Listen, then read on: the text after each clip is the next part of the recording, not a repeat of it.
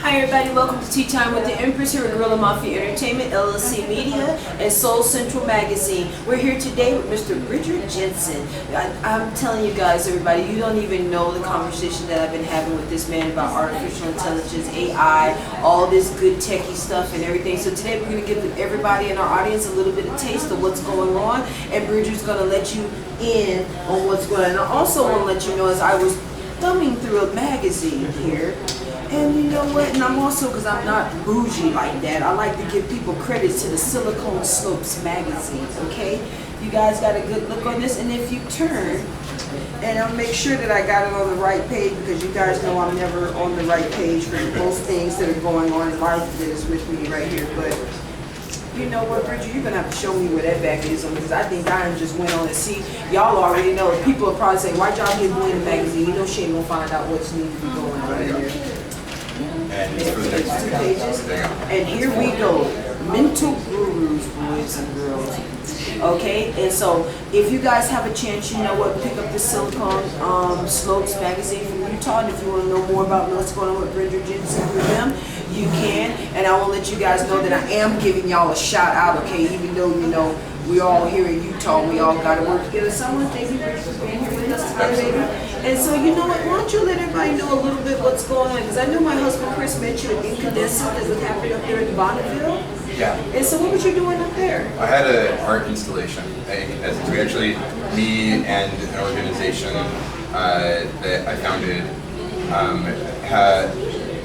were at the Center Camp, along with Opposition Gallery, and a couple of other organizations came together to make Center Camp at Incandescent. Oh. So I had an art installation there.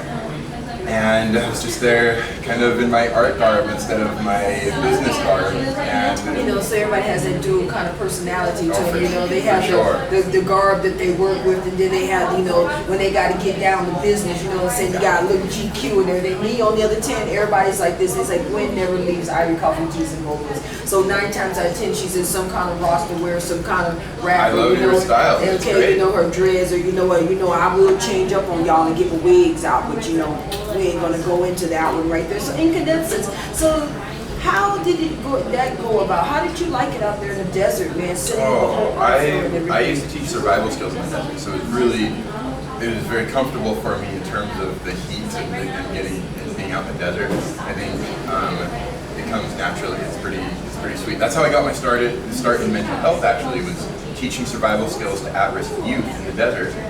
And I would take them out into the desert, these kids that needed... Are you sure you're not me and Christopher's soulmate? Because all I do is watch survival shows on TV. People think that I'm crazy. I got a bug out bag, I got everything. I've been learning Asian survival techniques and everything, from fishing to fire starting to all these things, you know, being a military girl. And it's like, you didn't even tell me that in like our pre-interview that's what it was. Is that when you said that, my brain just started clicking. I'm just like, oh my God. I'm like, maybe that, you know, that it's like divine destiny for you to come up in here, because we are really into our survival things. That's the thing is, so survival is so helpful for mental health. There's this whole field called wilderness therapy, or outdoor behavioral health care. And you take kids or adults or families, but you take people that need help with mental health and you take them out into the woods. So I would teach survival skills for therapy, and then I became a licensed therapist and practiced in Hawaii for about 5 years, and practiced all over different places in Utah, and then have traveled a fair amount, and I feel like I did good at what I did, but it never was enough. And I thought, I've got to help more people in greater numbers, more frequently. And so I started to put together this concept for mental gurus. It was kind of around the time that social media was just really booming and blossoming. And I thought of this concept, and what it is you were talking earlier about vibrations and crystals. Yes. Now, I think people get a very cold feeling when they talk about AI. They go, oh, machines can't do what we do for each other. And there's so much truth to that. It's not wrong. I would add that what machines can do is take the greatest parts of us in the solutions we have for our own problems. And it can take that and remember them. And then it can distribute that information to other people, like your crystals do. You talked about how your crystals have been picking up good vibrations for thousands of years. Yes, I use them to store energy. I use them to trap things in there. It's like each and every one of the crystals that I use, it doesn't matter if it's amethyst, it's clear quartz, it's dark obsidian, each one of those has a connection to the vibrational energies of the earth. And it's like that's what helps to be able to keep the knowledge and everything that's inside of the crystals and the stones and everything. And I just think that more people that they're going to be weary of artificial intelligence because what they see on TV, okay? Yeah. And that's the first thing. And it's like anything in life. TV is going to take it to another level and it's going to bring that fear consciousness. That's the thing. Think of it this way. So for hundreds of years, not hundreds, for a century, people were constantly afraid of aliens. They were like, aliens are going to come. We haven't. Yes. Now they were afraid of them for a long time. The War of the Worlds, the radio show, made everybody panic for a long time. No, the first time that people in broad media, I'm sure other people were thinking about it in the 60s and 70s and 50s, but the first time a big media said, what if the aliens come and they're actually better than us? They're more peaceful. We relate with them. And people stop being scared with the movie E.T. Yes. E.T., that's why it's so iconic. You're scared at the beginning and you're worried about it. And then at the end, I'm crying my eyes out because for the alien. Yes. Now that's where we are with artificial intelligence right now. We have a history of Terminator. We have a history of all these scary things that say artificial intelligence will be cold and it's not going to be social like us and it's not going to be what we are. But the truth is,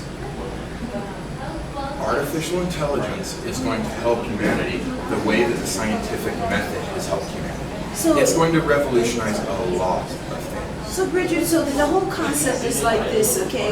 Is that, and I like to put it into terms for all our listeners and everybody that is with us right now, is that if you can pick up your telephone and you can go to Dr. Google or you can go to all these things and people are in these relationships with video games and interactive video games and they're becoming characters, they're creating characters, they're doing all of these things like this. So why will it be hard for them to come to accept artificial intelligence? But you know what, we're going to go to a little break right now and we're going to come back and we're going to talk more about that because that is something that people need to get over, that misconception of what artificial intelligence is, instead of understanding that they use that every day in their life. They're around it every single day, you know, and it's like to take away that scary part to being, you know, into like this. And I just want to let you guys know we're going to be back soon. We're here with Mr. Bridger Jensen, and like I told you, he has a very interesting name, Bridger. It's like he's man is crossing over bridges, the boundaries to the way out known. Okay, and we'll be back in a little while. Peace.